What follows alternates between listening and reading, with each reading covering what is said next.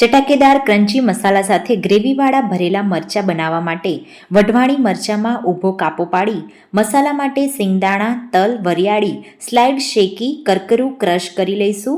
1 વાટકી ચણાના લોટને શેકી એમાં ક્રશ કરેલો ભૂકો, હળદર, લાલ મરચું પાવડર, ધાણા જીરું, સ્વાદ અનુસાર મીઠું, ખાંડ, ગરમ મસાલો, પિંચ ઓફ હિંગ, હાથથી મસળીને થોડો અજમો, લીંબુનો રસ, 1 ટેબલસ્પૂન જેટલું તેલ અને કોથમીર એડ કરી મિક્સ કરી મસાલાને બધા જ મરચાંમાં સારી રીતે ભરી લઈ મરચાંને વરાળ આપી બાફી લઈશું. ગ્રેવી બનાવવા માટે 1 ટેબલસ્પૂન તેલમાં રાઈ, જીરું, હિંગ એડ કરી વધેલા લોટના મસાલામાં 2 ટેબલસ્પૂન દહીં એડ કરી વઘારમાં એડ કરી દઈશું. થોડું પાણી અને કાશ્મીરી લાલ મરચું પાવડર એડ કરી ગાંઠો ના પડે એ રીતે હલાવતા રહીશું. તેલ ઉપર આવી જાય એટલે બાફેલા મરચાં એડ કરી મિક્સ કરી એન્જોય કરીશું.